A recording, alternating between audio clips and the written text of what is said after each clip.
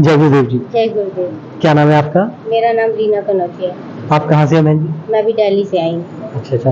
तो अभी गुरु जी ने जो पूजन किया उसमें कुछ आध्यात्मिक अनुभव हुआ है आपको?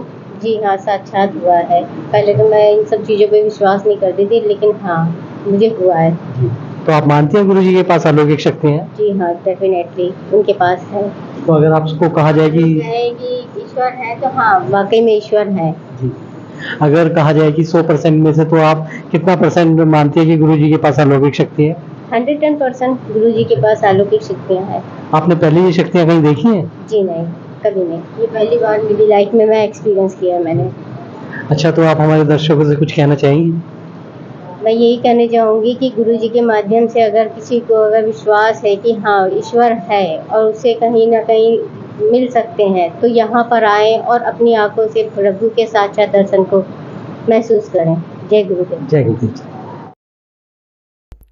अब मैं एक दिन में केवल 25 लोगों को मिलता हूँ। पहले एक दिन में मैं बहुत सारे लोगों को मिलता था, लेकिन उस समय समस्या यह थी कि बहुत सारे लोग मुझसे ठीक से आराम से बात नहीं कर पाते थे और ज्यादातर लोगों की समस्या जो होती है वह दूसरों के द्वारा गंदा जादू टोना कराने के कारण होती है।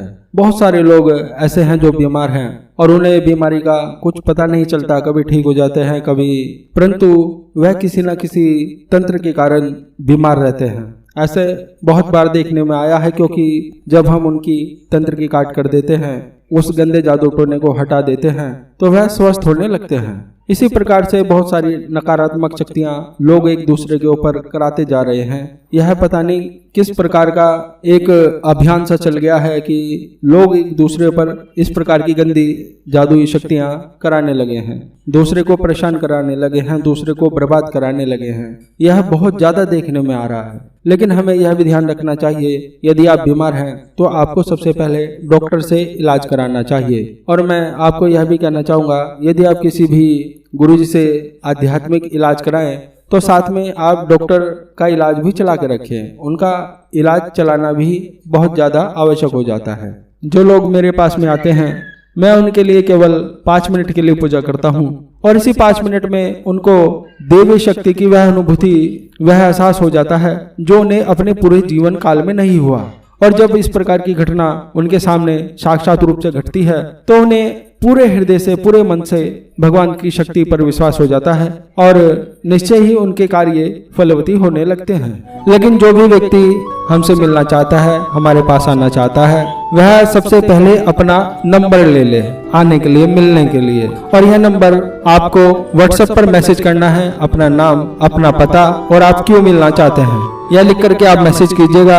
फोन पर बात कभी भी नहीं होगी और ना ही हो सकती है, इसलिए कृपा करके कोई भी व्यक्ति फोन ना करे, केवल और केवल मैसेज ही करें। यहाँ पे जो भी व्यक्ति आता है उसके जलपान का, चाय नाश्ते का, दोपहर के खाने का थोड़ा सा शुल्क होता है, वह आपको देना होता है। यह शुल्क कोई ज्यादा नहीं है, यह आप ही की व्यवस्था बनाने के लिए होता है, जो कि नाम मात्र शुल्क होता है, जो सहयोग राशि के रूप में लिया जाता है।